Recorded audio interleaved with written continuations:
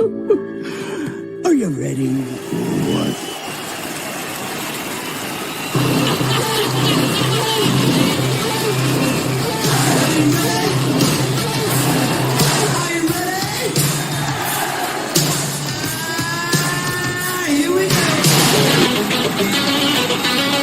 I got something to say.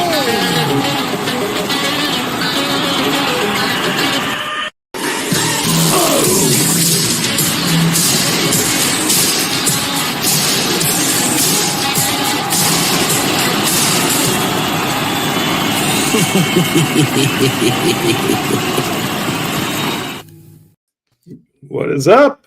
Andy, you're not here. Where are you, man? Gosh. And on the road again, my friend. On the road again. That's awesome. Well, you know what? It's been a while since you've been on the road, so you need a little me time. But we got a special guest today. March and April can be travel heavy, so you may be seeing me in more than one hotel room these next 2 months. But that's okay. Well, where are you? That's okay. Let the people know where you are tonight. Where are you? I am in great state of what? Great state of Delaware. We're in Delaware. Yeah. Delaware. What is there to do in Delaware? Jeez. I'm like you. I'm at the shore of Delaware, which is kind of fun. All right. But tonight we're going to be talking a little Sweet Home Alabama, a little Skinnerd, right? We're going to be. I mean, it doesn't get much better than that, guys. You know, we've got Seth Dettling from Dettling, of course, which I got to give you credit, Andy.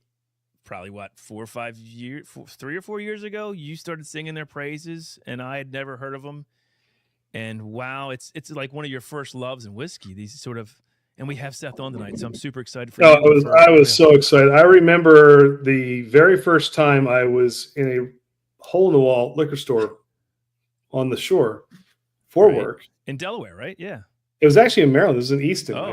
I found my first bottle. So, and honestly, as soon as I saw the bottle, it was one of those judge a book by its cover thing. You shouldn't do it, but it had the cool wax top. It had the beautiful cylinder. I was like, well, I'm going to try it.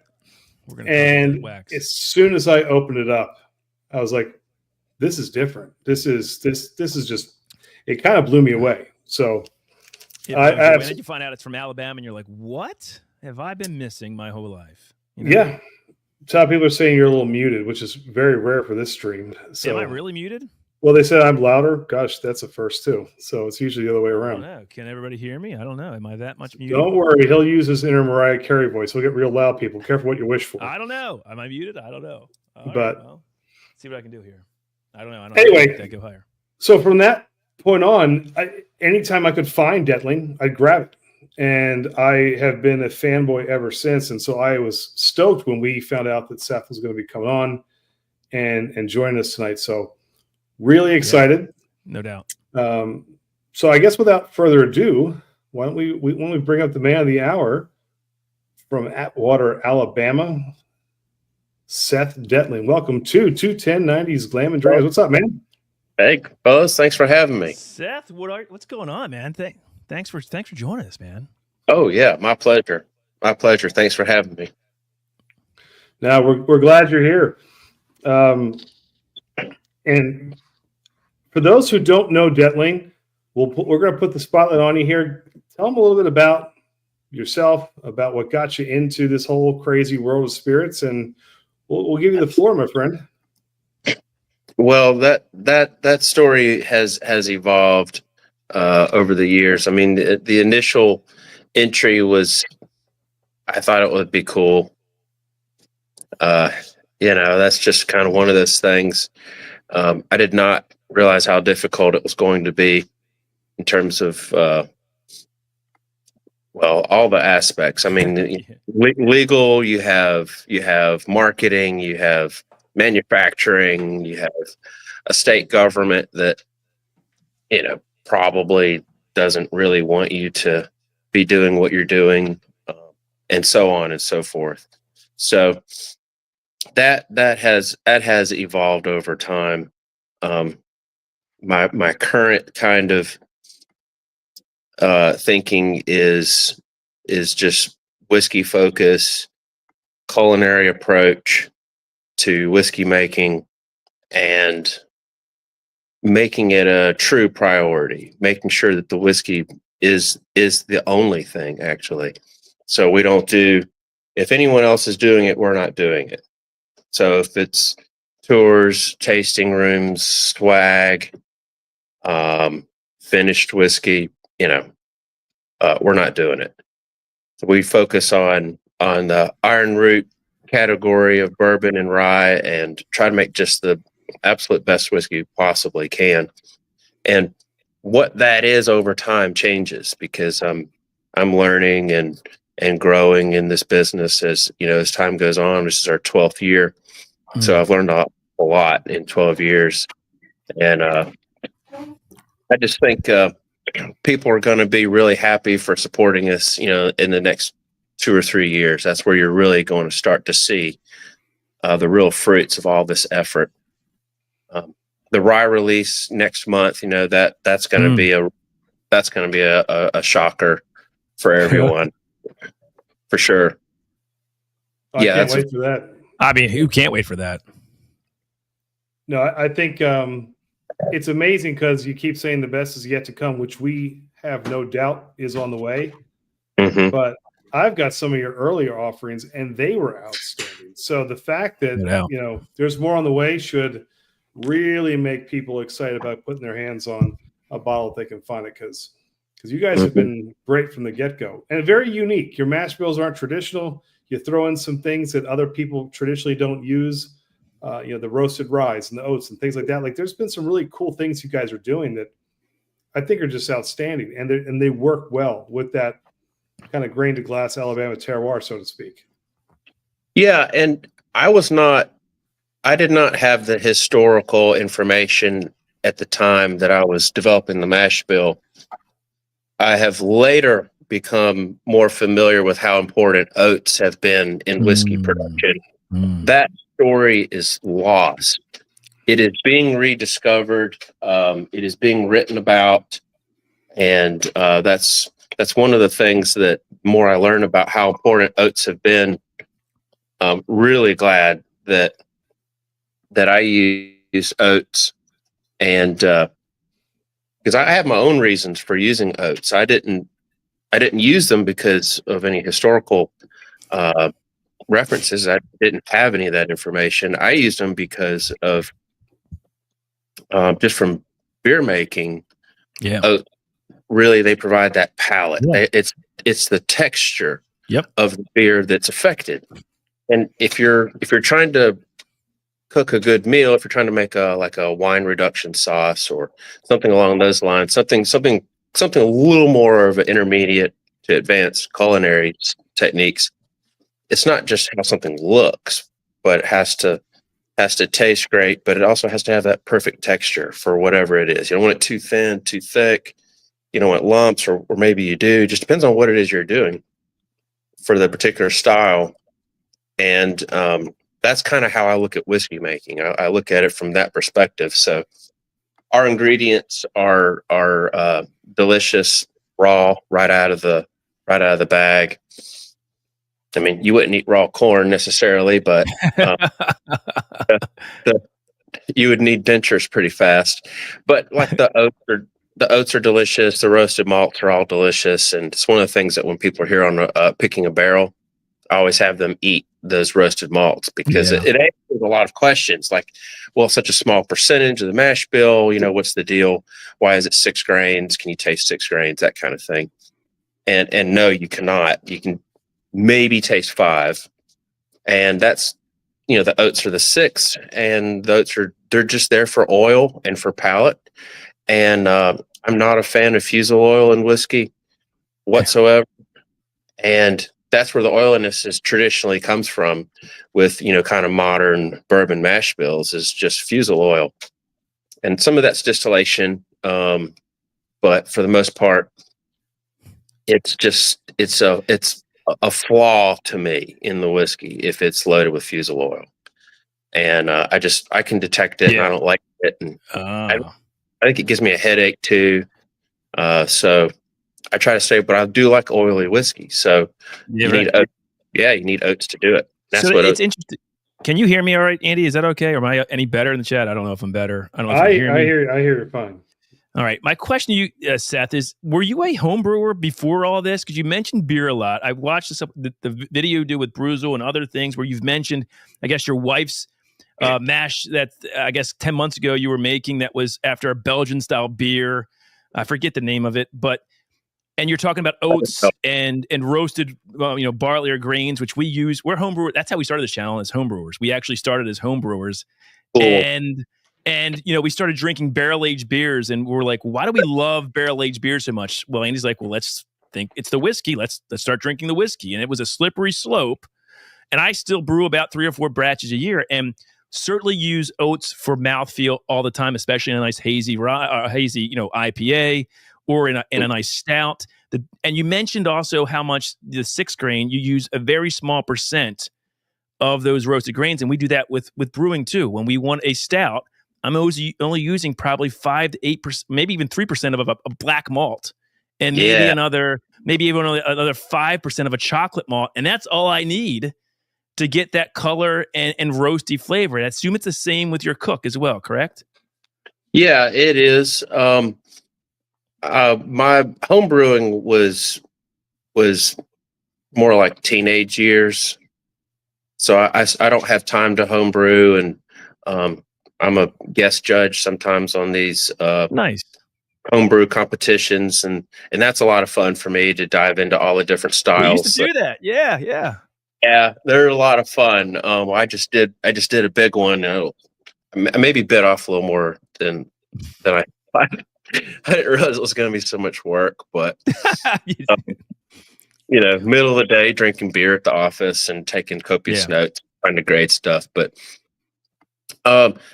just beverage production, in general. Like when we were kids, we made homemade sodas. That was kind of our family thing that we did, which was really strange. We had all these antique bottles and an antique bottle capping machine, and we get this big tub in the middle of the kitchen floor and make all of this. Root beer was our best one, and then we would put yeast and then bottle it, and then the yeast would carbonate the soda naturally. That's crazy. Yeah. Probably made a significant amount of alcohol, would be my guess. I was going to say, yeah, alcohol. Yeah, there you go. Well, I mean, right? It's one of those sodas like when you give it to one of your friends, they'll be like, I don't like this. Can I have another? And another.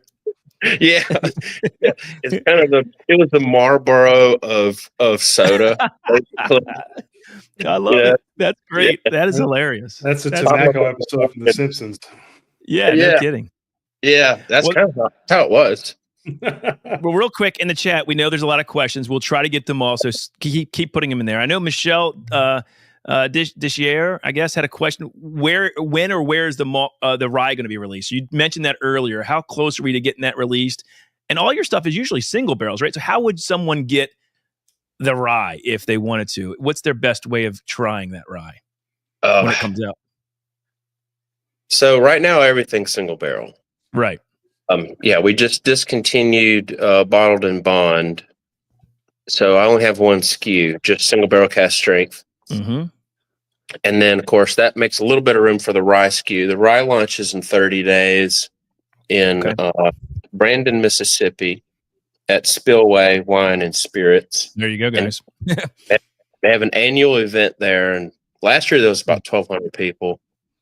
I think it's going to be much bigger this year because there's a lot of really cool things that are going to happen at that event. So we picked a barrel for that was kind of for everybody. Mm-hmm. Instead of some of the barrels of the rye, well, there's something really important you need to understand about the rye.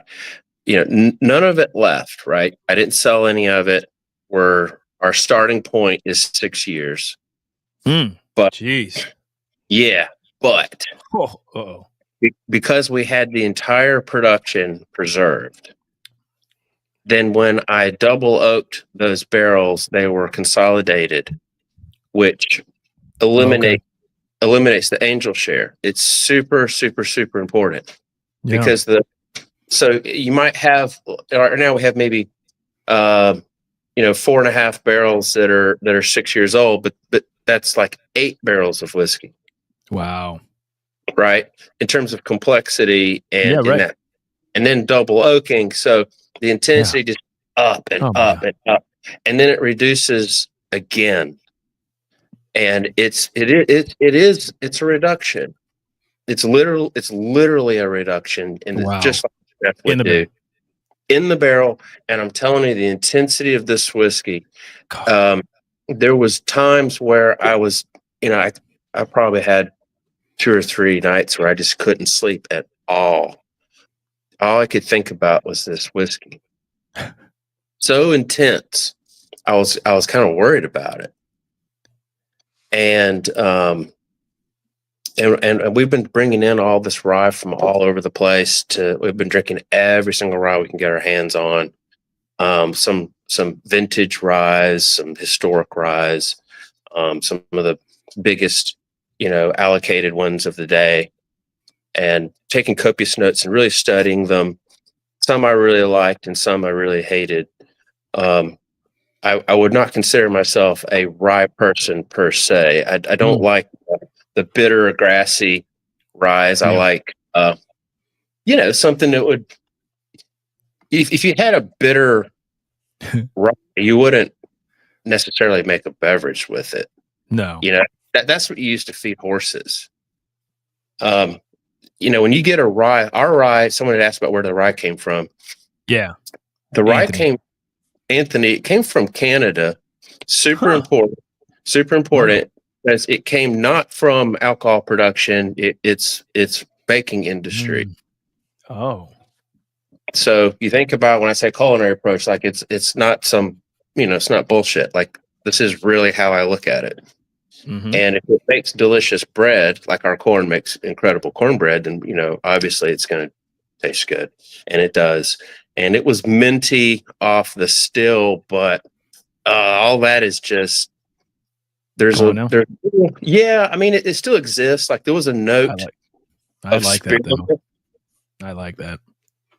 It's like the flavors are so intense now that all the little subtle ones they'll just magically appear for just a second.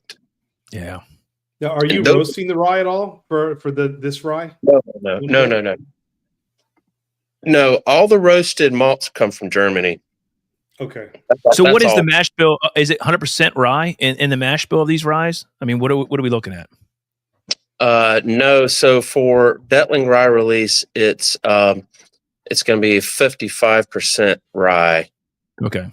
Then the actual percentages are really not in my head right this second. Yeah. But it'd be a high corn. Okay. Yep. Rye, if that existed, it'd be a high oat rye if that existed. Oh. And then I like that. And then with chocolate malt, which is rye. Yeah. Yum. Right. Yep. And there's barley in any of this stuff. When people hear malt, for some reason they're just thinking barley. Right. Yeah. Malt is a ton of recently. I don't know why people have conflated those two. Are you using like caramel malts and crystal malts in some? Yeah, I mean, we brew with that for coloring and sweetness. Yep. Yeah, the same thing. Yep. Yeah, no crystal. There's something about crystal malt that I don't like. Okay. I can't put my finger on it, but there's something. Okay. I don't know if it's medicinal, but there's a characteristic to crystal malt that is a turnoff to me in whiskey. Okay. And there's no barley in any of these. Mm-hmm. And when you think about Kentucky bourbon, it's malted barley. Either was that a choice of yours then? Why not malt? Like, is there something you've tested and you just don't like that component and what flavor profile it brings into your bourbon? The malted barley. I picked the ingredients specifically. I mean, the inspiration for the flagship mash bill is oatmeal stout. Oh, I love that. Yeah, that's great. I love that. That kind of ties in your question about why beer. Yeah. I love it. If we were going to, we still do this, but if we're going to create a mash bill, I mean, you got to start somewhere, right? So you can bake those ingredients if you want. You can make you have to be careful because the ratios don't work. So if you're going to make like cornbread, if you're going to make a bourbon mash cornbread, which is I don't know if that's a thing, but we do that sort of thing. You have to back off your flavor grains way back. Yeah. Because they're super loud in the bread. The other thing you do is you can just make beer, and just drink the beer, study your beer styles, and try to understand where the beer comes from and why it has a certain color and certain characteristics, like you guys obviously are super familiar with. Yeah. And then pretty quickly you learn how that translates into the distillate. And then you kind of have to recalibrate a little bit. It's close. Like it's really close to beer. In bread, it's the same thing. Yeah. It is. But in bread, it isn't. Like you have to be maybe. It's close to beer. But the funny thing is, once you've got it in there, you got to kind of live with it. For the final beer, you can trial error. If it doesn't work, you start over again and through get something else. So plus, I can throw in hops to change the flavoring profile. I can throw hops that change the flavor. I can throw in a yeast that will also change the, in temperature. So I manipulate my mash if I didn't love it coming off. So you got to have more than a calculated guess. You kind of have to really figure out that flavor profile before you dive right into this, because there's a waiting game. Yeah. And I didn't know what was going to happen. I mean, I'm not going to pretend like I knew I didn't. However, it seems like you do. I'm making it sound that way, perhaps, but that's not that's not the reality. The reality is, I did a couple experiments. I mean, this is truthful. This is really what happened. I did a couple experiments. Made a few things. One of the first ones I did was malted barley by itself. 100% malted barley, single malt, American single malt. Yeah, no, but, and I got to tell you, like, here's what I learned from that. I mean, this is literally the first thing that came through the still. Off the still, 100% malted barley is magic. Oh, it is so good. Yeah, I bet. And like a nectar. Oh, as soon as it touches the oak, it goes in that other direction, that sort of Irish whiskey direction. Okay. And it's just not my personal preference. All right. So I kind of went away from that. I went through a couple mash bills.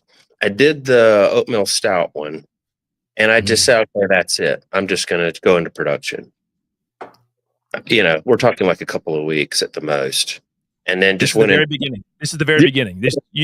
What was the impetus to start Dettling bourbon? Was it, okay, I think I can do this? Like, take us way back to that first American single malt that you hated and threw away.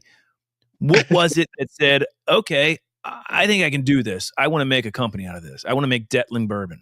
What was it? Well, had nothing to do with Dettling. Okay. I had no idea that even was a thing or existed. Okay. So that was not the story. The story was, I'm a business guy. I work hard.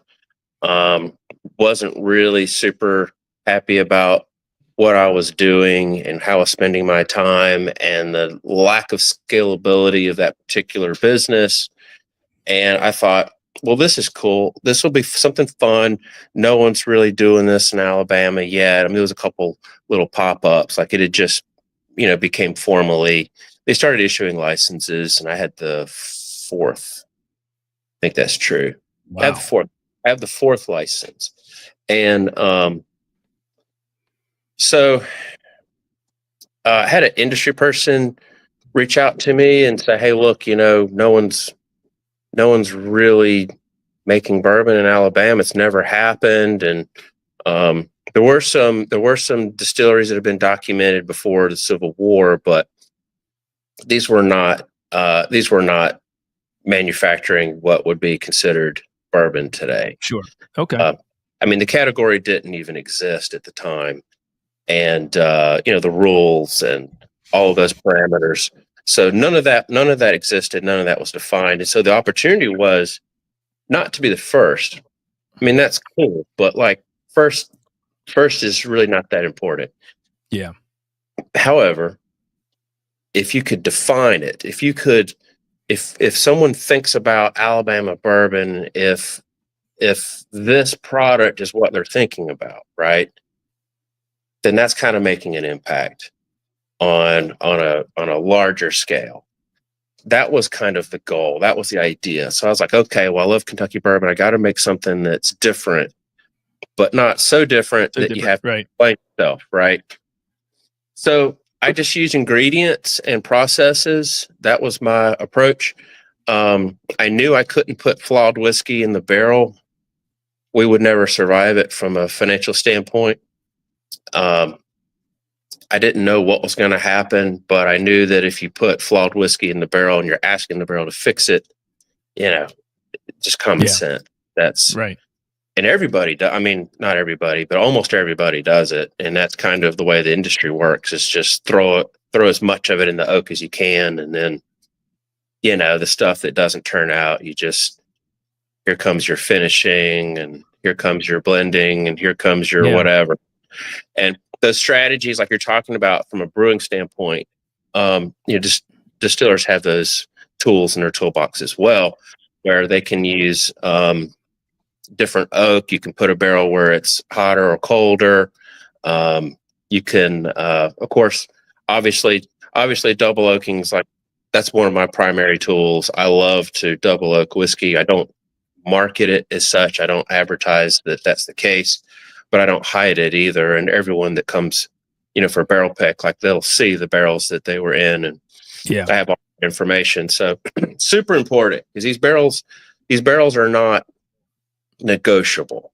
Yeah. It is necessary. It's necessary that this oak exists, and you need to learn those profiles and how they can kind of combine together and create a more complete picture in the whiskey as time goes on. And I really feel like the rye we'll see what the response is, but I'm sure it'll be great. Yeah. Geez. I'll tell you what it is. I somehow managed to make Dettling rye. All right. And you got to understand what I mean by that. Whatever rye I was going to make was going to, it was going to be Dettling rye, but the rye is literally Dettling. So when you smell it for the first time and when you taste it for the first time, you're going to understand what I'm talking about. I love that. Are you going to continue to make more of it? I mean, is this going to ramp up? Will you be able to eventually see more product? Are you doing more of that, laying down more barrels, or we have to wait a long time for more? No. Every year. No. We made rye every year. So every year. So what I did is I made a small production the first year because I wasn't 100% sure of my direction. Okay. I should have had more confidence, honestly. But I mean, that was 6 years ago, and I was only 6 years in at the time, and oh God. So every year we made more and more and more, and I think we have, I don't know, I might have made 50 or 70 barrels as the biggest year so far, and we're planning years right. Amazing. So Seth, go ahead. Question for you, because clearly you have this culinary background, you've dabbled in brewing, you have this extensive knowledge base as you're getting into this project. But you're in Alabama. And I say that because at the time we were launching this initiative, it was still Kentucky, because the other states hadn't quite caught on yet. Yeah. Did you ever have that worry about, I know my stuff, I know it's going to be great, but does the average everyday customer, bourbon drinker, whiskey drinker, will they take to this? And what do I have to do to get that word out? Was that ever a concern in the back of your head as you were launching this? I mean, during the early years, the uncertainty would have been crushing. But I'm such a critic that whatever the market would say was tame compared to what I was going to say. Yeah. Now that we've kind of gotten our sea legs under us, and I'm like, okay, I know some of these mistakes, and I know some things that I did that I would like to have back. And then I have some projects where I'm able to, really not make those mistakes and apply all those skills in a really thoughtful, organized way. And how the whiskey responds to that. That's kind of my focus, is just, I try not to think too much about the early, early years, because I just had to cut teeth. And look, you can sit there and analyze something to death, but there's something said for just doing it. Yeah. Whatever that is in your life, when people sit there and they'll have like a business plan and they'll just spend years on it. And, one day I'm no, you're not. No. Yeah. I love just that. freaking do it. I want to ask you, Matt. Go ahead. Sorry. Yeah. Just if it doesn't work out, that's okay. Move on to the next thing. Nashville Mac makes a good point. I saw in the video you did with Bruzel how you were basically external hydrating your barrels. And your point was you want the inside of that barrel to be as bone dry and untouched as possible, because when that whiskey hits it, that's what you want to hydrate it, not anything else. And I thought, so you literally have a sprinkler outside shooting water over barrels for I don't know how long, for crying out loud, probably rotating the barrels, whatever, hydrating them from the outside and making sure the inside stays bone dry.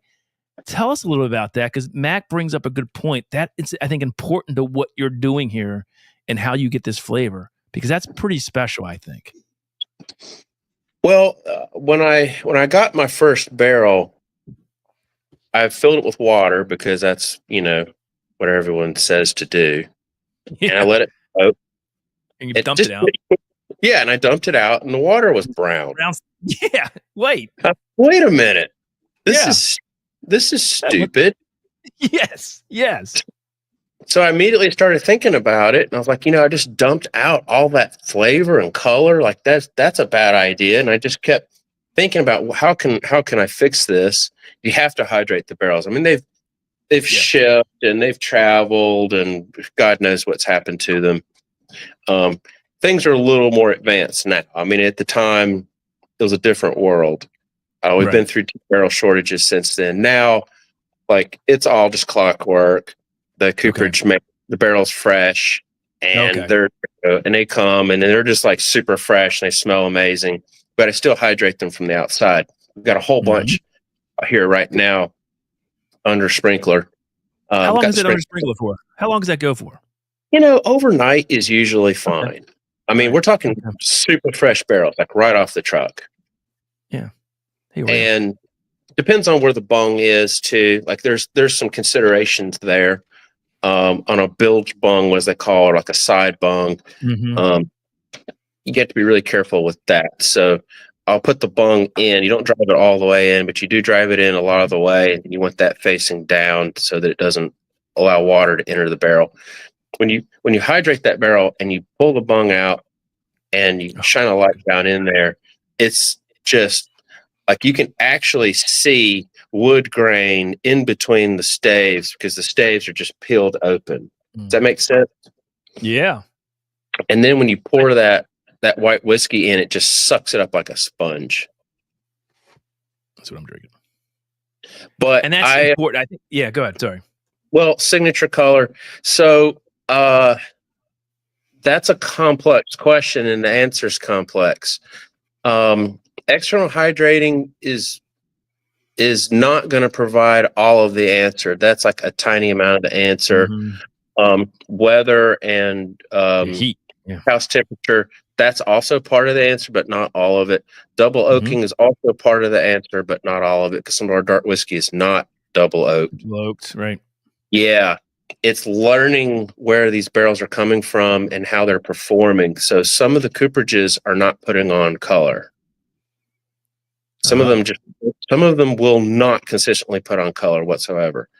Those cooperages are not here anymore. Oh, right. And then we have some other cooperages that'll put on, like Independent Stave's a great example. Independent Stave has a more reddish hue. It has more like English tobacco notes. Just as you get to know, and there's many versions of their barrels. So I'm kind of like painting with a wide brush, but as you learn these profiles of the different cooperages and how they play down here in our weather, it's just more information. It's like ingredients. You just can place them and put them into place and utilize them correctly and get the result that you're looking for. So that's kind of the answer is multifaceted as to why is it so dark. That's kind of a signature of ours, honestly. It's a 4-year-old. This is a 4-year-old whiskey guy. 4-year-old. Look at this. Look, you can't even see me through this. It's 49 months. And it's 53-gallon barrel, never small barrel, never use barrels. Small barrels are terrible. And usually you mentioned, and is that attributed also to the your climate? So you're in Alabama and you have these fans in your rick houses that regulate that heat when it gets to 100. I think you said, and is it? And you also mentioned your favorite time to pull barrels is when it's like 100 degrees. Like you love tasting whiskey when it's 100 degrees, which I thought was interesting. Help us understand, why is that? Because that's when the flavor and aromas are really popping. I guess that's when it's like really crackling. Everything is accentuated at that temperature, I suppose. Yeah, for sure. But think about like if you went to a cheese tasting, it's like the cheese isn't refrigerated. Well, yeah, and listen, our barrel-aged beers, I drink room temperature because I want the flavor and the aroma to come out at 65, 70 degrees. I don't want it cold. You're going to temper all that flavor and aroma. I'm not going to taste it, right? So it's the same concept, I assume, what you're saying. It's 100% the same concept. Yeah. There's nothing better than whiskey that's warm in temperature. Yeah. And small barrels are horrible. They suck. They're one of the benefits of me not having really the financial resources to make too many mistakes. So I had to be like super careful in the early days. I had to be super, super, super careful. So when I would travel and spend time with these distillers, I mean, the information that's available today is unbelievable compared to just 12 years ago. Yeah. If you wanted to learn how to make, you could learn anything you want to know about brewing. You could learn anything you want to know about winemaking. You may not even understand the answer, but you could get the answer.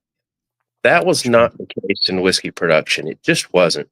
You had to travel, you had to make relationships, and it was mouth to ear. Everything was mouth to ear. You had to be able to write stuff down quickly because they're going to just lay on some little detail that that you have got to remember and incorporate. And, small barrels, those things just right off the bat, something was wrong with them. Yeah. You can smell that number 2 pencil smell in a whiskey. No, can't do it. Wow. Can't do it. That's just the ratio is off and so they're just never going to be what they could be. And that's such a shame. Yeah. I didn't want to have any limiting factors, Yeah. Seth, we got 2 questions for you here that came up. One, do you have any plans for a hazmat?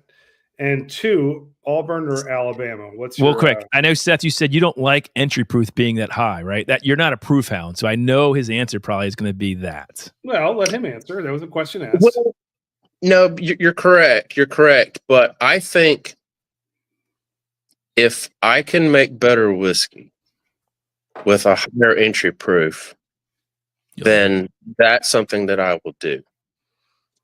But I have to be convinced that the whiskey is going to benefit. I don't want proof for the sake of proof. Fair. Does that make sense? Sure, of course. So I want a hazmat barrel because, I checked that box and, people are excited about it. No, it needs to be really special. Now, some of these, when they're higher proof, really are more special. No. Are they higher age too? Are they higher age? No, like of the rye barrels. One of the rye barrels is way higher proof than the others, and it's just. Was it higher up in the warehouse, or what would cause that one to be so high? Is there anything that you can think of that would cause that? Yeah, I think it's because it was short. Oh, okay. All right. I think it had enough headroom Mhm. 'Cause when you consolidate, you end up with like that one barrel that's not Mhm. 100. And Mhm. over time, you kind of learn how those short barrels behave, Oh, that's a and honey barrel right there. they behave so well. I bet that's Short barrel and high heat is Mm. not a losing proposition. So, Yes. and that Does that that's what sound familiar to our audience? Yeah. With what Andy we pulled a just did. 150 proof Corbin Cash bourbon that was 8 years, Andy, right? That was our last single barrel pick. A little 150 over 8 proof, years. Mhm. but it drank like 125, Seth. It was so glorious. And it only yielded about 120. It was 120 bottles, yeah. It was and perfect. It was the beautiful. math on that's not great. No. You definitely want more than that. Highest Yeah. proof that we've had like 120. You pulled 120. for a single barrel, that's the highest proof you pulled, 120? Okay. That's happened a couple times. Real quick, Robert wanted to know, you mentioned earlier making a drink with it. Are you more of a neat drinker or a cocktail guy? And if so, what's your favorite cocktail with your bourbon to drink? Like, what is Seth drinking when he doesn't want to drink it neat every time? I don't drink our products. No? No, never. That's a Yeah, really? that's a huge. Yeah, I don't drink them. Oh, I taste them. taste them. Okay, that makes sense. I might be Yeah. working through 40, 50, 60 barrels. Yes, you'll be on the floor. Yeah. Right. But I don't drink our whiskey. Really, if I'm with a group doing a barrel pick, I'll have the samples with them. But that's basically it. Mm. I think it's counterproductive to drink your own product. Interesting. Because you'll become a fan. Potentially. I mean, human nature. You understand? I mean, if you only ate your own cooking, like eventually you're going to miss out on some things. There's some techniques that you maybe aren't willing to think about because you think you're whatever's the best, and that's really not a healthy approach. What I think is the better is to drink other people's products, and then when I come back to mine, I need to be able to be objective and be critical and analyze it correctly. Mm. Yes. Makes sense. Real quick, Anthony is enjoying the recent single barrel that was just released this weekend from Angel Share here in Granville, Maryland, Seth. The Orange Wax. I don't know which one that is, but he's enjoying it quite a bit. Just wanted to say that. So go ahead. Yeah, that's awesome. That's awesome. Yeah, I don't remember we had they had like a white. They had like a white, wax. orange. There was 3 of them. Yeah, there's 3 they picked. Was it 3? Yeah. They're gone. And an olive crab. Yeah, I think they are gone, but yeah. But yeah, you can become complacent. Your palate can lose objectivity. So Andy, that leads us to the question that you usually ask a lot of our guests. Andy, you know that question I'm going to ask. If he's not drinking his own product when he's a nice hot summer sort of Alabama night when he's done working, Andy, the question is what? Question is, if you're not drinking it, can we drink more of it? That's true. Don't set me up, Todd. You know how these things go. But no, hey, you were sipping on wine before the channel, before the stream, and clearly your approach to not delving into making yourself a fanboy of your own stuff is great. So let it be whatever. If it's not whiskey, what is it? Wine, beer, and what style? And if it is whiskey, what's your go-to? Like what name someone else that you kind of say, hey, I'd love to sit down and have a pour of that? I gotta tell you, I don't think I have go-tos. Generally speaking, because I'm so seeking, I'm so interested in what is. Yeah.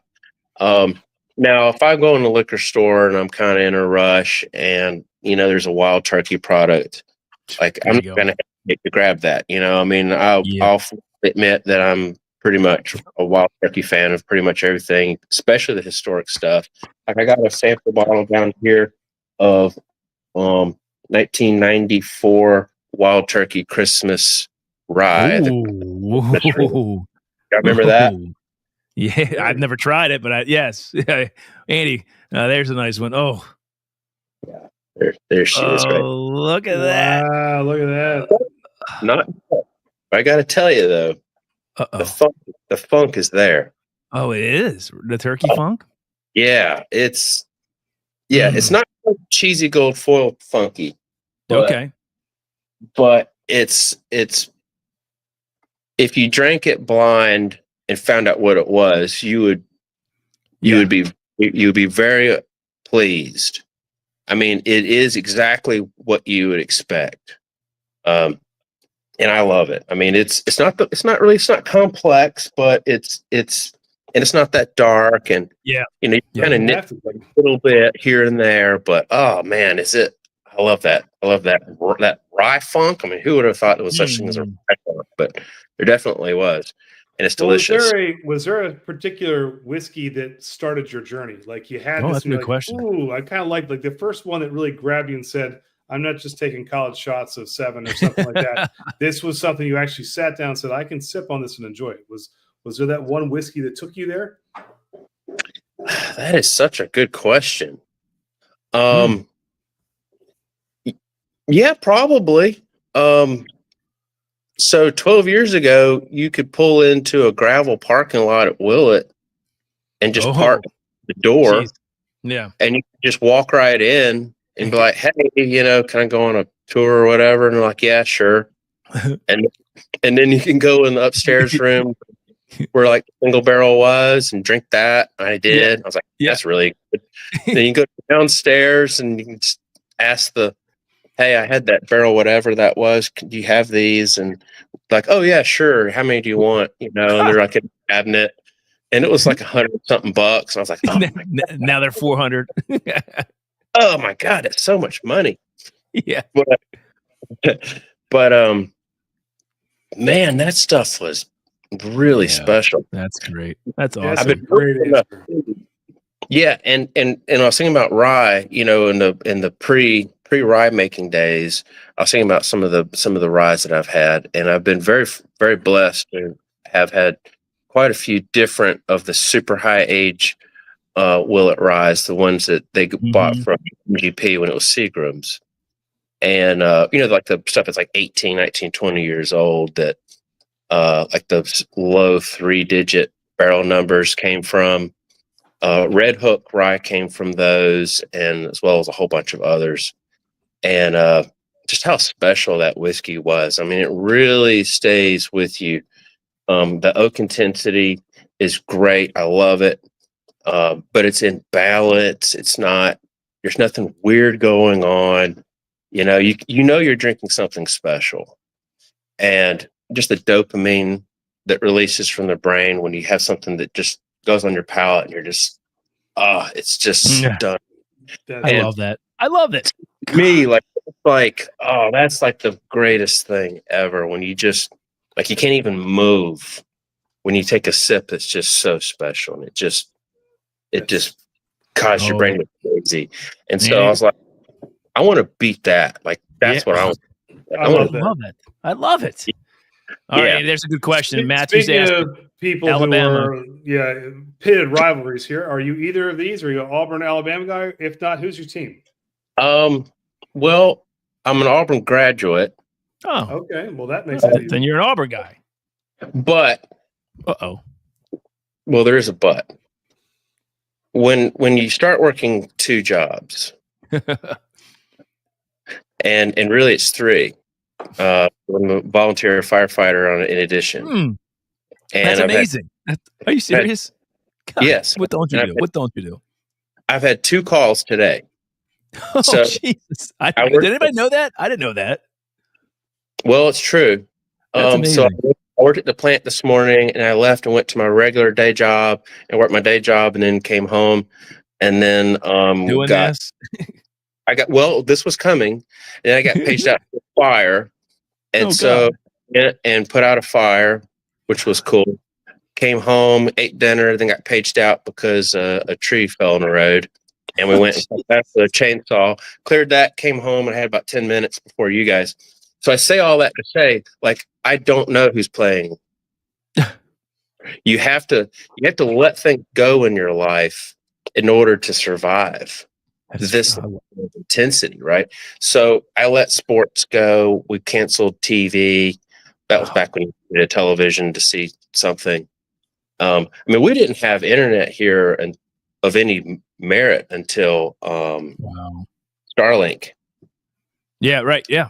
Yeah. I mean, if it weren't for Starlink, we would have nothing. Yeah. There you go. Like, forget it. So when we killed TV, like it killed it. So Also, wrestle a gator, no biggie. all the stuff that, like, you know, if you have time on your hands, then you kind of do hobbies and you keep up with things. And I get it. I'm not against it. But for me, it's been a blessing to let all of that go. Yeah. That makes perfect sense. But speaking of also wrestle a gator, do you ever partake in a little bit of culinary gator down there? You ever grill some up or eat a little gator down there? I mean, I'll eat a gator, but it's really more of our Louisiana compadres. You don't really see too much gator in Alabama. It's really more of like a catfish market, I think. Catfish and the boiled peanuts I talked about before. I'm still struggling to get into those. Have you had the Cajun? What was that? You had the Cajun ones? I haven't. No, they're on every street. I mean, every street. It's like boiled peanuts. And I was like, I tried it. I wasn't loving it as much as I thought I might. So, Andy, well, how far is Talladega from you, Seth? I'm a big NASCAR fan. I'm curious how. I don't know if you are. Maybe you're not a NASCAR fan, but I love Talladega is a bucket list for me. How far are you from that? It's probably 3 hours. All right, not too bad. It's worth it. No, it's not too bad. And I used to, that's kind of one of the used to things. Yeah, gotcha. You just can't do it. Well, I'll tell you, there's nothing in Talladega except a racetrack. There is nothing else there. So people going and expecting like, this is going to be great in hotels and restaurants. There's a racetrack, and there is a town that probably was thriving about 50 years ago. Yeah, but not today. There's a hotel and a gigantic racetrack. That's it. Andy, I think it's about time to ask about music. I'm curious because Seth, you're an eclectic man. Do you listen to some music while you're distilling? Is that something that you gave up to? Please tell me you had a little music in that blood. we don't have music in the plant. The plant is quiet. I like that. That's kind of my thing. Music is very distracting to me. Yeah. So here lately, what I'll do is, especially if it's like an evening where it's quiet, where I can sit down, have a glass of something, and then I'll get my record player, and I'm just really into to some old jazz records right now. That's kind of nice. So I'll do like some Miles Davis or or one of those types of things, and just put one of those albums on, and as soon as you hit the button, you got to get up and go flip it, because it just takes like 2 seconds to play the whole half of an album is how it feels, because it's so intense. Like Kind of Blue, like I love that album. That's my favorite album so far. It's just so random and unpredictable, but even the dogs like it. Like if you bring them in and put on a jazz record, they just immediately lay down and get quiet. There you go, Miles Davis. Anthony likes that. Real quick, David Durham said, "Bring back Dettling white whiskey, Seth." The white, yeah, it didn't sell. There you go, guys. It didn't sell. So you were just doing what you were doing? White whiskey out in the barrel. White Lightning. You were selling. Oh, no, here it is. Yeah, beautiful bottle. I look at that. That does look freaking amazing, by the way. The look itself was amazing. Holy crap. Isn't that beautiful? It's so the thing is I love white whiskey. And if you make white whiskey, I mean, let me preface this. Like, I don't mean to just take whiskey that should go in the barrel and then that's that's your white whiskey. That's not what I mean. I mean to design a mash bill and your distillation strategy to highlight flavors that can only exist in the white whiskey, because the oak would ruin it. The oak would just wipe it out. And that's what I was starting to notice in the early days, is how much I liked a certain whiskey. And then once the oak started doing its thing, I wasn't always in love with it in the same way, because I was missing certain things. Certain things like with white wheat. We have some white wheat, had some white wheat. We have some more. But it was like, it was pound cake. Off. I mean, just like generic, like every part of a pound cake. The not popcorn, pound cake. Edge, that kind of gooey brown on the top. You know, the cake part in the middle. I mean, like all of these different flavors really were all present, and it was buttery and sweet. But after it was in the oak for a month or two, all it starts getting hammered out. So for me, I really love a white whiskey that's done this way. But you have to convince the market. You have to explain it to people. Would somebody buy a whole barrel of that? Would that? I mean, like, how does that work? How do you sell that? Like, what do you do there? It's not going into a barrel, so how is that sold? Yeah. So you would bottle it as a corn whiskey, because that's basically the category that within TTB. That's kind of the category that you could kind of make it work. What's up, man? Yeah. Whatever it's. I like it. I think it's interesting. But it's not coming back, is what you're saying. I wish everybody thought it was as cool as I thought. Now, we'll tell you, when I was in Europe, they have no problem with clear distillate. Like they, clear distillate, like fruits. The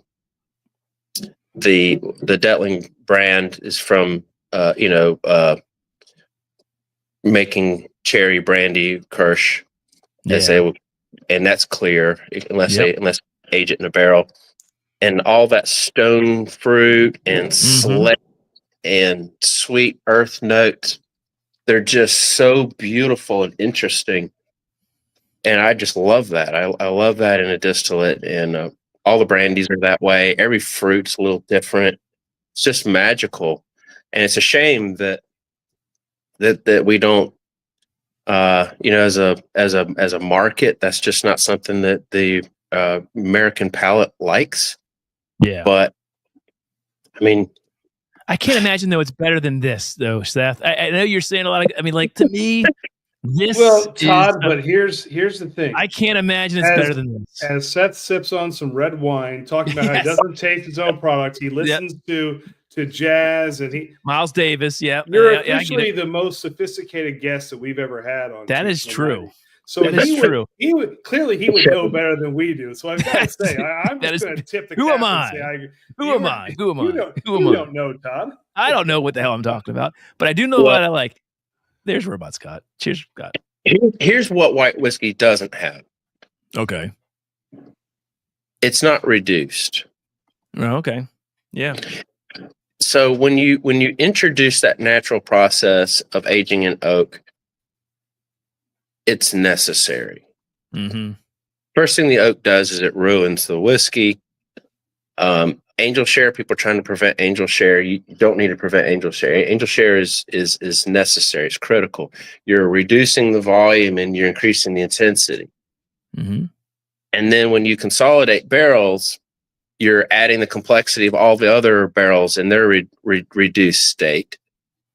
And then if you double oak them with a different profile, you now have that other palette of colors that you can paint with and introduce more heat or less heat, whatever, depending on the building and where in the building it is. And with some experience, you kind of learn those things.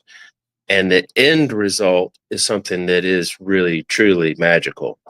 So it's not that white whiskey's better. It just illustrates things that are impossible to experience any other way.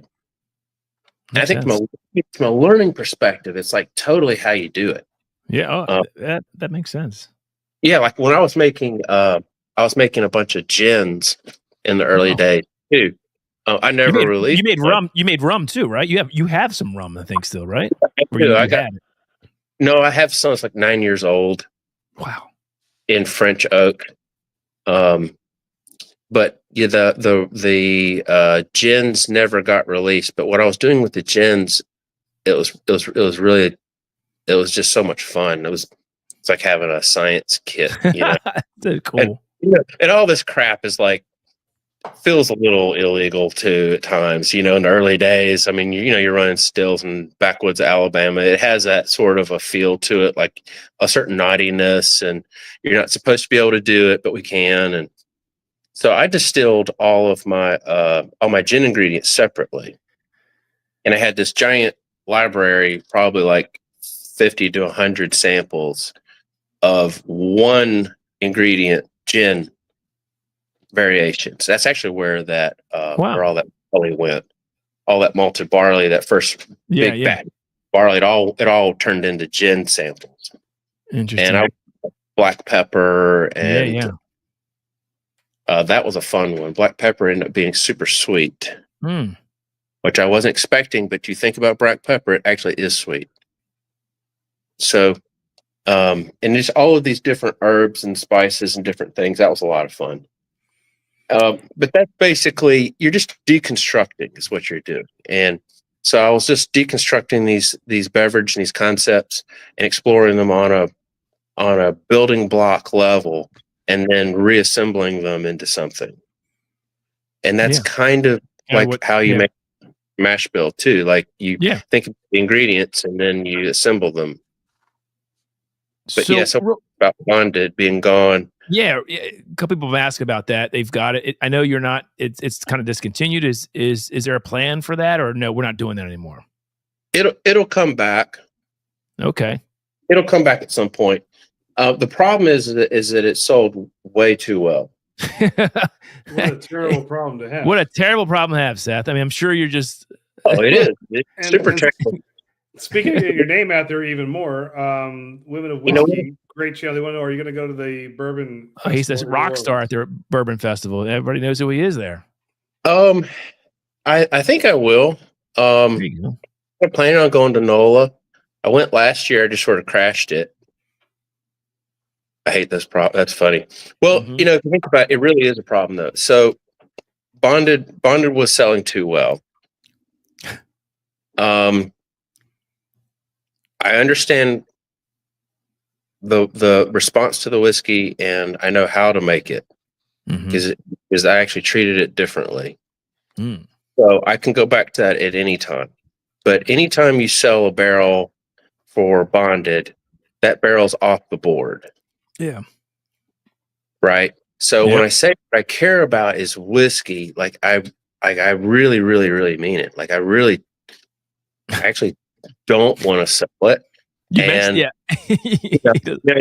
I don't. And that bonded was selling too much. I was like, I got to stop this because it was just too much demand. So I had to kill it. But I did it because the whiskey is going to benefit from it. The whiskey inventory is going to be going crazy. Next year we have like 250 barrels that turn 4. Something like that. Like it's a big number for like a small operation like ours. Sure. Yeah. And that means that our average age is going to be able to go up to that 6+ range. To me, that's where the whiskey really starts to hit the overdrive. Yeah. I like the younger stuff too, but at the end of the day. Good. Sorry. I love the transparency though. I really do, because I do too. We had a lot of people on who honestly, they tell us, no, we discontinued because it sold too well. We kind of scrapped. Really? I mean, when you say everything you're saying, I'm like, I believe that 100%. I believe it 100%. This passion for what you're doing is driving your decision making, and not what the market is dictating, because you could easily sell it out fast. I mean, this chat's been alive with people like, gosh, I want to get my hands on it, or if I've had it. Yeah, what's the next states for distribution, Seth? There it is. They want to know where. What do you are you not scaling up like that yet? That's not happening. Not yet. No, I just tell all of them no. It's, if I cared about money, I would be doing this totally different, right? You'd be able to buy a shirt. Yeah. You know what I mean? I'll take a shirt. I'll take a shirt. Like, there's ways to monetize this, and I don't do any of them, and I hate them. I hate them so much, because it takes away. So, like, if anyone watching this has ever been to an event where we're working the event, which is pretty rare because we don't really do many events, maybe 2 a year at the most. Usually just 2. We don't have like the banners, and we don't have like barrel heads, and people have all this crap on the table. You know what I'm talking about? Yeah, I know what you're talking about. Yes. Okay. You got you and what? You got your whiskey. A bottle of whiskey. Like, yeah, that's it. Like, you want I some? show up and I go, we're set up. We're ready to go. Ready to go. Yeah, and Let's then go. I fight this wax, trying to open this wax up. Thank you. By the way, evidently, we will talk about this. Seth hates the wax as much as me, but he's committed to it now. As you can see, I fucked this up and cut through the cork. Seth, give us the tip about how you really should open your bottles of whiskey. There's a lip here, correct? I don't want to say it wrongly, because obviously I've done it. And the proper way, because like Todd's not allowed to play with anything. Look what I did to this. Look what I did to this. I'm a mongrel. Look at me. I'm an idiot. Hold on. Let's see, Todd. This is what the kids' kindergarten scissors that's what he's allowed to use. Look at this. I chopped half of it off. I got it open though. I'm drinking the whiskey. That's all that matters. Yeah, please don't butcher them. Well, this is one of the breast cancer ones. And Robot Scott's wife picked that. Katie. Yeah, and this particular one is a low fill, so it's probably a packaging, maybe towards the end of the line, and it didn't make a full bottle, so I just took it home. But you can kind of see the cork through the wax on this one, which is a problem. I couldn't see it on mine. Todd, no, cut yourself. The lighter color, you'll notice there's a lip right here. Yes, that's the glass. The top of the lip is where the glass stops, and you just want to make a small cut right here along the line, and don't go deep, because don't cut through it like I did. Todd, show yours again. Let's see yours. I went pretty deep, guys. Right, I went straight through. I cut top of the. There's Todd's. There's Seth. How bad is that? Seth had this. Seth, first of all, I opened this up after I drank a cup. That's a bad thing to do. And I really wanted to drink it, and I didn't. It was dark chocolate. I couldn't see the cork through it. I couldn't see anything. There was no tab. It was. I tried the tab. It broke. I'm like, shit. So I just started gnawing away at this thing. Listen, I was determined to get the whiskey. That's all that matters, Seth. I didn't hurt anybody. I opened it up. It looked like shit, but the whiskey's great. So that's all that matters. Yeah, and if you break a cork, just message us on one of the social media accounts, and I'll send you another one. No, it's fine. Look, it's fine. It's fine. It's fine. It's a badge of honor. It's a badge of honor right there. That's what that is. Yeah, you do. And it kept him occupied for hours. It was exactly what his wife wanted him to do. He was down. It was perfect. It was fine. Like the I tell you what, cat. Seth, I want to ask you. As we're winding up here, and again, any questions, guys, get them in. It's been amazing having you on. We can't wait to get down and visit you. Where do you see Dettling 2 to 3? Like what you mentioned, you're doing 50 to 60 single barrels a year. Is that increasing? I know. Where do you see yourself? I mean, what's the 3 years from now? Where do you want to be? Well, the 50 to 70 barrel, that's like that's what we sell. That's what you sell, right? Right. You sell, right? Right. And the reason for that is that pays for the plant. Okay. All right, which takes that pressure off of me because I was having to make money to run the plant, and now the plant's kind of paying for itself. So that's like a super big deal. Sure. I've been for a really long time. But we have a new plant. It'll be I hope it's up and running shortly after the 17th. The goal. And so I'm taking my old plant, I'm shutting it down, and we're launching the new plant simultaneous. And if it goes well, I might not miss anything. But this new plant it'll be able to produce more whiskey in this exact same amount of time. So 2-3 years. What are you going to see in 2-3 years? You're going to see the benefits of me killing off the younger stuff, the not cast things. You're going to see the benefits of my knowledge and skill level evolving over time, me getting better at what I'm doing and learning more, always learning more, and just kind of the fruits of that. So when I'm just imagine, this rye launch is, pretty exciting, and the whiskey, like the whiskey actually holds up to the excitement. But to taste it. It's like, 4.5 barrels of 6-year whiskey, whereas in 2-3 years, we might have 200 barrels of 6-year-old. Ooh, I love that. That's great. There you go. Yeah.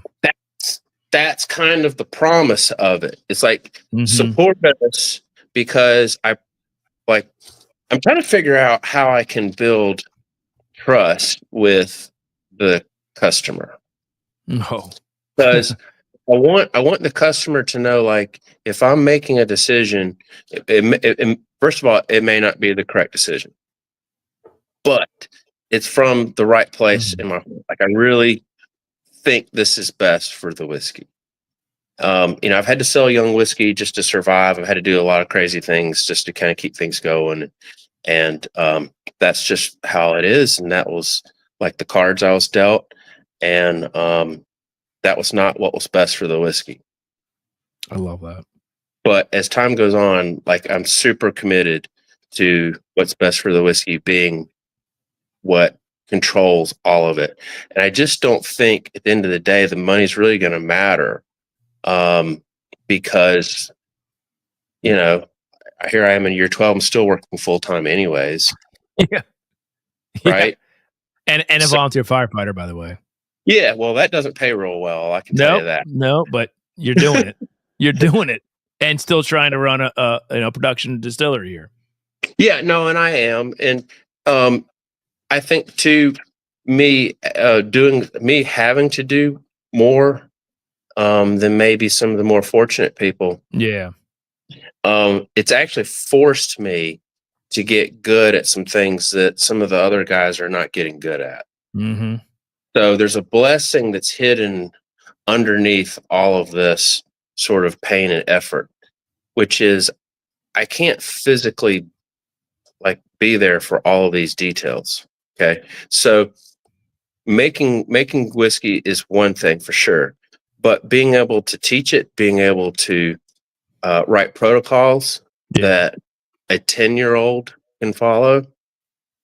Like, you don't have to understand it, but can you follow it? Yeah. And right. Yeah. Yeah. So that's kind of like, I know I can't be there 24/7. So I have to design all of these processes so that they can be implemented on a super consistent basis.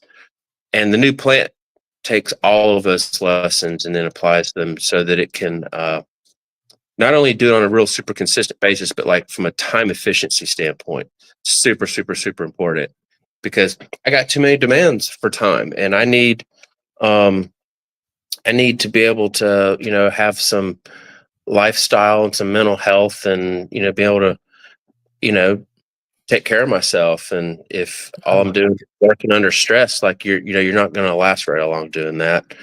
I learned that a couple of times in this process where it just got to be just really too much. Seth, look at that comment from JP. I think you are. This man's an artist. What do you think when you hear that? Like, that must feel good. Well, I mean, you have to release art in order to get to find out what it is, right? Yeah. Yeah. Yeah. Okay. So if you write a song and you think it's a great song and whatever, and you never play it for anyone, I mean, is it? Yeah. Is right. Right. It might be, but it might not. It might fall flat. So that's one of the things about art that's so important is that you have to, as an artist, you have to create the art, and then you have to let it go, and that's you open yourself up to all of this criticism. Oh yeah. And right, I mean, there's certain very vulnerable about releasing something like that. Can you imagine releasing an album that you wrote? I mean, how crazy. I mean, the art, you know what I'm saying? Like, just, Yeah. Well, it's oh so my God. subjective, and it's hard when you pour your heart and soul into something, and someone can say anything they want about it, good, bad, or indifferent. So Anything, it is very subjective. anything they want. So, like on the Rye, like that was one of the main sort of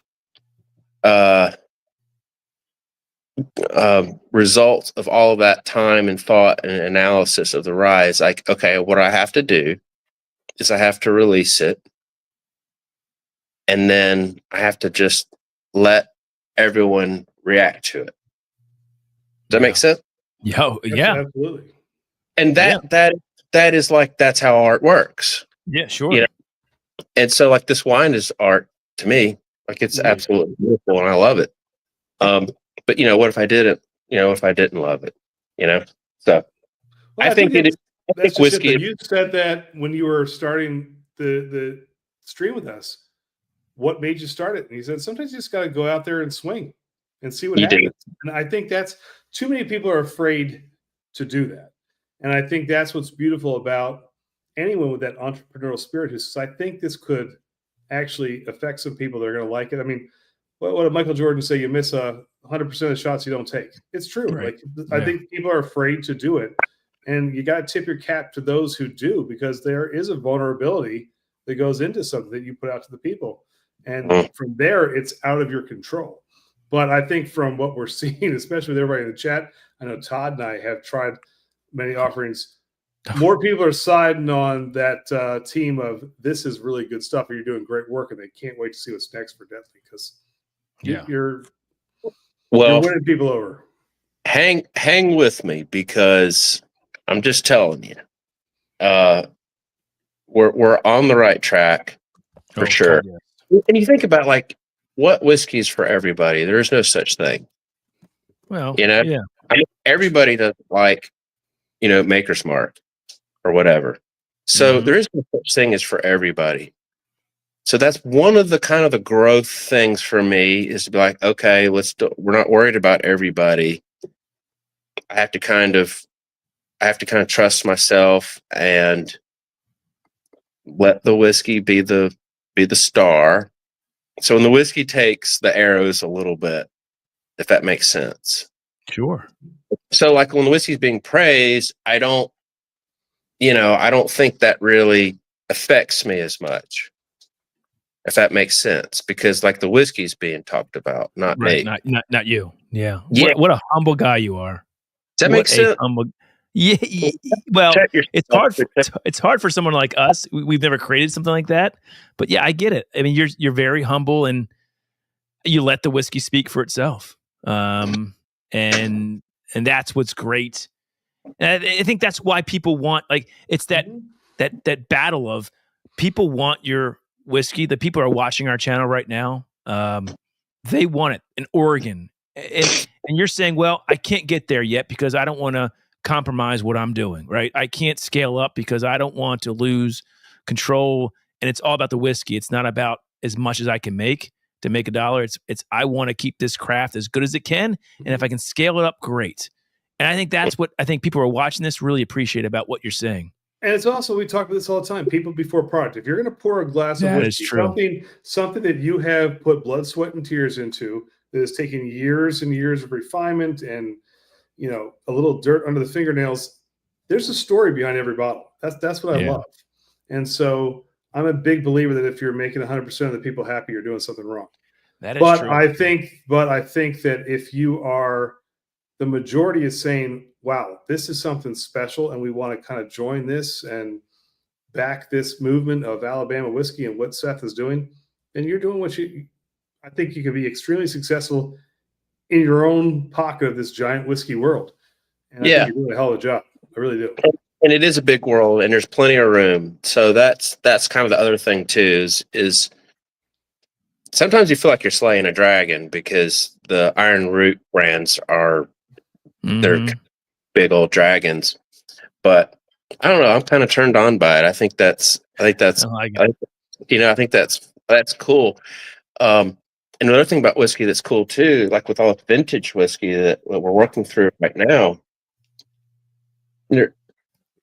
there's not a lot of examples in life or in business where you can actually experience something that someone famous was involved in, in the past, someone that you studied, some historical significance. If someone cooked something 100 years ago, you can read about it, but that's it. Whereas with some of this whiskey, you can actually, you can taste it. You can actually put it in your mouth. No. When I was in Germany, they had this bottle on the table, and it had a little paper handwritten tag on it. This bottle was very, very, very old. I said, "What is this?" And they said, "Oh, well, we had this building down the road. They were tearing it down, part of it, and they found all of this brandy in the wall that Carl Jung distilled." Oh, jeez. Oh, wow. Like the famous psychiatrist author. Yeah. And he was afraid that the Russians were taking the town, so he hid his best stuff in the wall. Turns out the Americans took the town and drank everything. Just drank it all. They took it off, but they found his stash in the wall. Oh, wow. That's crazy. And they were selling these pours for like 15 euros an ounce or something like that. Oh. So we drank the whole bottle. But the point it was so special. Yeah. To like that, Carl protected these bottles for a reason. Yeah. And here we are drinking it for 15 euros an ounce. 80 years later, we're able to drink it and write tasting notes. And how good was it? It was mind-blowing. It was literally like it just came off the still. That's amazing. 80 years. That's crazy. Yes. And I was drinking it with the master blender of Osbeck, which is it's a large brandy distillery there in Germany. It's a shame. Brandy should be big, but they put flavors and colors and things. Yeah. But to be with someone that skilled and drink it with him, and he's like, oh well, he could taste varietals. Seth, real quick, I want to ask you this before we let you go. Anthony Peters has a question. I'm curious because we have people on our own Patreon saying, "Oh, I can't get it. I've looked for it. I bought it secondary." Like, what do you think of people reselling your product on the aftermarket for double the price because they can't get it and it's such limited quantities? And what do you think about that? Yeah, I'm not a fan of it. I bet not. So our website, which is on the back of the bottle, www.dettling1867.com/shop. Now the /shop will be on the new label, but when you go there, you'll see that there's nothing available because it's out of stock. However, when it is in stock, it ships out of Texas, and they kind of they pretty well ship it almost everywhere. So if you're watching this and you're in Oregon or you're wherever, you don't have to buy something on secondary. Just wait for us to make a release. Yep. And buy it on our website. It's at MSRP. Got this on Silbacks. Yeah, or at Silbacks if they have it. I don't know if they do. But that's the way to do it. The secondary, people buy stuff just to flip it, and I'm not a fan of that. Who does? Yeah. But I kind of understand too, like if you have a bottle and you want to trade or you want to sell, and Like I have bottles here that I'm not going to open that Mm-hmm. someone else would enjoy. And if there was some legal way for us to, come to Yeah. terms Yeah. on that, like, it would help me and them, but it is what it is. But the buy to flip thing, I really work hard against it. So like our gold wax release that we had a couple of weeks ago, that was limit 1 per customer, and that went a long way to help with bottle flipping. And then we also went through the buyers list, and any known flippers in the buyers list, they had their orders canceled. Yeah, I love that. Yeah, I don't know that anyone has ever gone through this level of effort. No. That's awesome. I even canceled the orders for a girlfriend of a known bottle flipper. Because you figured it out somehow. I didn't figure it out, but I have people. Guys, there it is. You see that?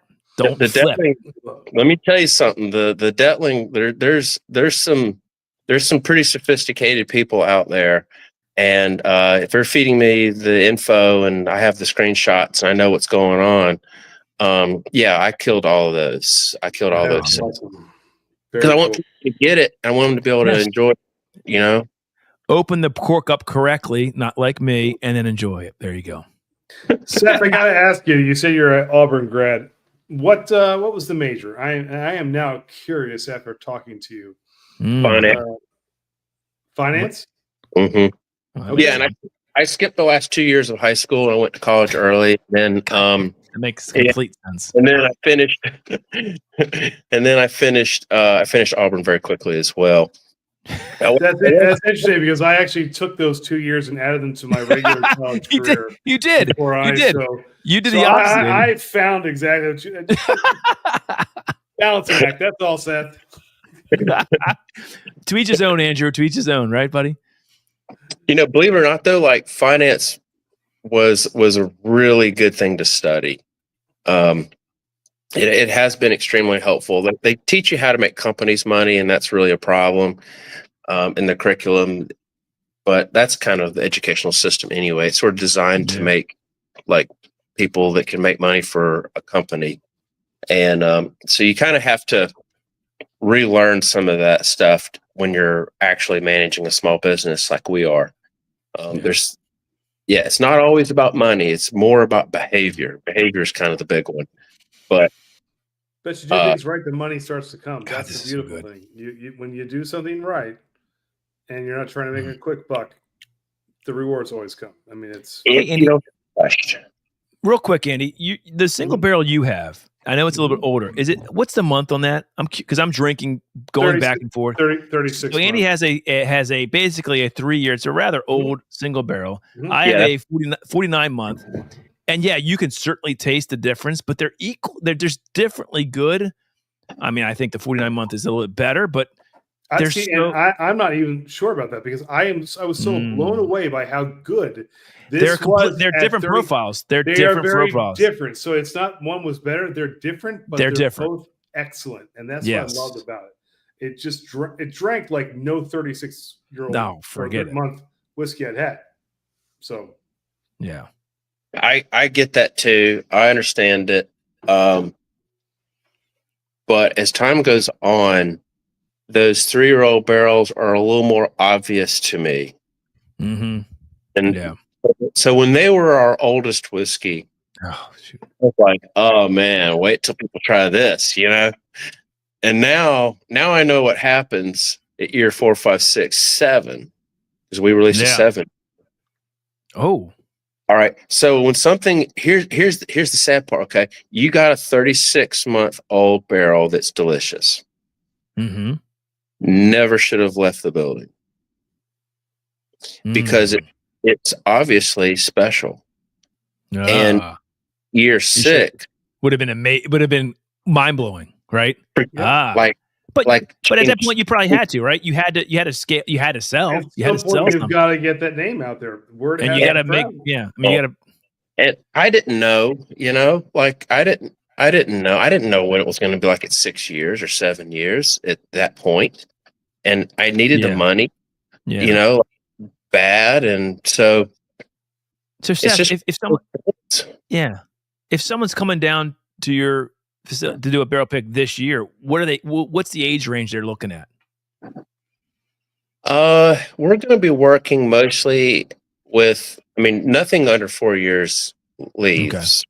I mean, Okay. that's the minimum. So Okay. that's the starting point.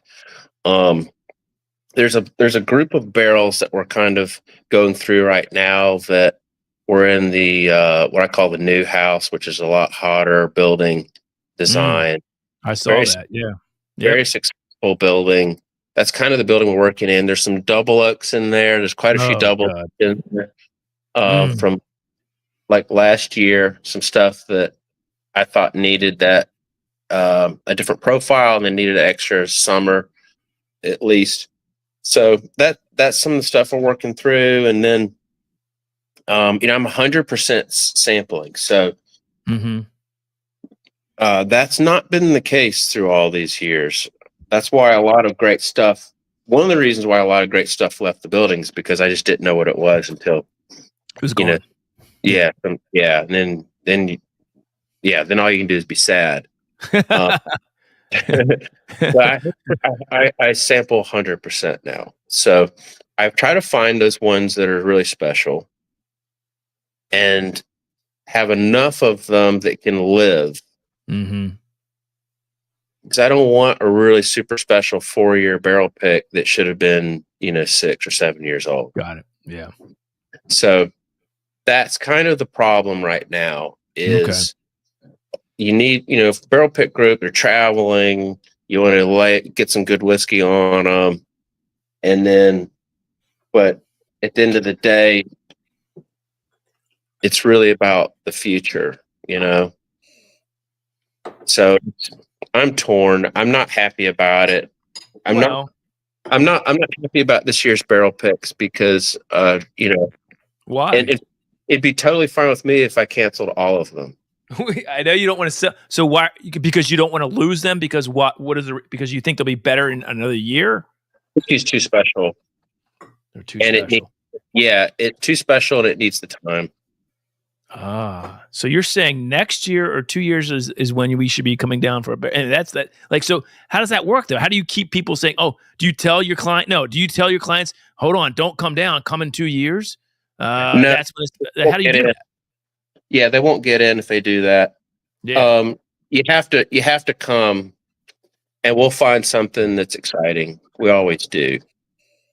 And we'll find something that's exciting and look, it's all in context. So it'll just be that year's pick and what it was and how it came to be. And that's cool. Like we liked it and you bought it. And, then next year when you come again, then you have that experience. That's your starting point. And then we're going to build on it. And as time goes on, the demand for the barrel picks are really kind of crazy. I wasn't really expecting that. This whole year was booked. I think last August is when I opened it up and I booked the whole year. Hindsight, I should have limited it, And you got great customers like Angel Share, and they come here and they leave with bottles. Like I can't do that. Yeah, right. Yeah, no doubt. So, especially when they're doing that great project with breast cancer, research and stuff like that. Yeah, sure, for sure. And we have our firemen. We have a fire charity that we do. That one was awesome. I'll show you that. I'll probably get in trouble for this one day. Oh, but, why? Look at that. Red wax. It's got a beautiful fire on sticker. Isn't that cool? Yeah. It is. Cool. So this was for charity, and it this particular barrel, was it this one? Or, I can't remember. But yeah, so this one benefited our local volunteer fire department. So good. That's so great. And it made a huge difference. Like the fire truck that was bought with this barrel pick, I used today to put out a fire in our community. Wow. Amazing. That's amazing. it makes a huge difference. It really does. So that's part of what, you know. Seth, I don't know if you don't know who Brian Treacy, who basically founded Sagamore Spirits, is in the chat and said that's totally badass. So we're big fans of Brian, cool. and he's watching. So that is totally badass. And speaking on behalf of Brian, if you are ever up in the Baltimore area and you want to go out, grab some steamed crabs, catch an O's game, relax, whatever, you let us know, man. We'd be happy to give you a tour of Charm City. That's right. That's right. And sip on some good stuff. Well, we are due for a Maryland trip. I know Angel Share would love to have us. Yes. All right. All right. They always come to my house, you know, and I should go to theirs at some point. So that's one of the that needs to happen. Now, you know, I've kind of like barrel picked my whole year into a weekend. Yeah. Myself on that. I'll be a little more careful next year. There you go. No worry about pick. You come up, you can do some crab picking with us. That's right. Yeah, we got Maryland crabs, man. Come on. Yeah. Oh, I'll eat some crabs, but I'll Sagamore whiskey.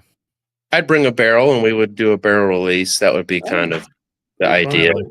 That sounds fantastic. Love it. That'd be fun. It'll happen. Maybe not this year. Maybe next year. But I'm gonna send some rye up there too. Oh God! Awesome. There you go. Cool. I mean, come on, let's go with that. Yeah, it's really exciting. I can't wait for you guys to try it. I can see you're excited about that, you know, Seth, and that's really cool to see because I'm sure you're doing this for how many years now? 12, 13 years. 12. That's pretty cool to see something new, and I'm sure that stokes the fire within you to say, you know what? Oh yeah, I love this. Yeah, most of the time I don't love it. Well, I mean, I've thought about this a lot. You know, people say if you do what you're passionate about, you'll never work a day in your life. Right. Well, I've never not worked a day. I'll tell you that's wrong. You know. Yeah, I hear you. It makes sense. Look, I feel that way working with Todd every time we. Okay. Robot Scott is him and Katie are very big in. Katie came down and helped pick the breast cancer with Angel Share. Says Sam and Bridget say the rye is amazing. So they've tasted the rye, I guess, down and so there you go. Many years. Mm-hmm. They would have tasted the rye probably. I don't know, maybe since it was 2 or 3 years old. We'll bring some rum with you. Okay. All right. Yeah, that. Bring some rum. Bring everything, dang it, Seth. Just bring everything you got, for crying out loud. You know? The problem with rum is that it's so fake and you can't. I know. We just released a single barrel of a rum from Old Line, which is an American single malt. I want to thank you all for making this a huge success. Yes. We to those of you who purchased this, thank you. Yes. Back to our regularly scheduled program. It was a 9-year Caribbean rum finished for 3 years in a port barrel at Old Line. So, and it's delicious. But I get what you're saying there, Seth. There you go. You're by far the most fun guest we've had in a long time. Totally. I have enjoyed this immensely. So much. This has been great. I had to turn my fire radio off. Oh, no. So I interrupted. Oh, no. You might have to go to the fire. We don't want to keep Alabama from burning. So let's go here. It'll tone me on my phone. No, there is a disclaimer that 21090 is not responsible for anything that took place during this stream. Yeah, no doubt about it. Yeah, that's true. But you guys come, the people listening, if you can look at where Brandon, Mississippi is, it's kind of almost to Tennessee, so it's not super crazy. People travel to this. It's a big liquor store. All their allocated products are available that day, and you don't buy tickets. You just put your name and you get a ticket. They draw numbers, and then you go in groups because of like fire marshal and stuff like that. Wow. And you can buy one thing, and then you come out, and then you do it again. So usually you're in the store like 3 or 4 times. That's awesome. So it's super worth it. Anything you're looking or you Google that, will. Andy. Cool. Owners are great. Like, And what was it again? What was it in Tennessee? What was it? Brandon, Mississippi. Brandon, Mississippi. I'm sorry, Mississippi. Okay, sorry. Yeah. I don't know. You don't think about Mississippi being prime bourbon. Well, Jonathan Mazziano of K-Luke is there. We're big friends of him, and so there you go. Yeah. And K-Luke will be there. He'll be there. Yeah. A lot of the manufacturers will be there at this, and it's super worth it. Spillway Wine and Spirits, great folks, and we'll be there, and we'll launch the rye, and we'll be tasting the rye as well. Mm. So that'll Real be quick, you know what? There's a good question here. Real before we leave, Tura Hodel says, with your new sort of facility opening, right? You're mentioning you're expanding to your new. Will there eventually be tours or no? That's not happening. That's still not happening. Don't come. It's not happening. Okay. It's probably never happening. There you go, guys. Never happening. Because I see the value in it. Well, because the focus really is on the whiskey, and if you have people coming, and then it's just distracting, and you want to be nice, and working two jobs. There's only so much. So if the whiskey is the star of the show, like, it has to be the star of the show, and it can't be like tourism and tours and bullshit. Well, Seth, I think you're gonna have some people at the Spillway event. Ernest is there. West Virginia bourbon guy says, "Is that the Spillway event?" Yes, it is. Spillway is just outside. It's a great event. So I think you're gonna have some people come in that's watching tonight. So that's great. March the 5th. I think it's the 5th. It's the first Saturday of March. It's in 30 days. Well, tomorrow's the 5th. So whatever the first, whatever. Yeah, I don't know what the Saturday. The 8th, March 8th. The Saturday. That's the first Saturday of March. Well, I don't think so. March 8th is Saturday. Sunday's the 9th. It's my son's birthday, so I know that. Okay. So today's the 4th. So Saturday's the 8th. Today's Tuesday. I'm looking at the calendar. So I don't know. You tell me, Seth. I don't know. Yeah. I don't know if I can use my phone in that way. The first Saturday actually was March 1st. So I don't know if it hasn't already happened, has it? No. So April 5th is what everybody's got there. April 5th. Oh, April 5th. Yes. Wrong month. I'm sorry. April 5th. Sorry. April 5th. Yep. So we got some time. All right. April 5th. There we go. All right. So there. I'm sorry. March right now. April. So 30 days. April 5th. That's correct. Yes. There you go. Sorry, guys. April 5th. There you go. Everyone knows it now. We're promoting really well. I was listening to Who's On First. That's pretty. All right. Well, come if you can. It's super worth it. Great event, well run. The people and all the people in the parking lot are just having a great time. Like, who would have thought Mississippi was such a whiskey scene? But it's super. I think that whole lower end of that South is surprisingly just kicking ass and taking names in the whiskey department. So don't sleep on those southern states, because they got some good stuff going on. Of which Dettling is right there in the middle. Thank you. Well done. I mean, congrats on everything. You make absolutely unique and amazing whiskey that anybody who's tried it knows what we're talking about. We couldn't be bigger fans. Thank you for coming on, and wow, what a great job you do. And so thank you for everything. Yep. Stick around, Seth, if you don't mind. Don't jump off. We're going to go off, but just stick around for 1 second. Thank you again for coming on. I know it's your first time. Let's make sure it's not your last time. Yeah, right. There you go. Next time you're in Maryland, let us know. And Andy, next time you're in Alabama, I'm in any state USA at any time. So that's true. You do travel a lot. There you go. We'll be in touch. Cheers, guys. Rock on. We appreciate you all, and we will see you next Tuesday. Thank you to Seth, Todd, Seth. Guys, have a great week. Cheers, guys. We'll see you soon. Cheers, everybody. Thanks for hanging out.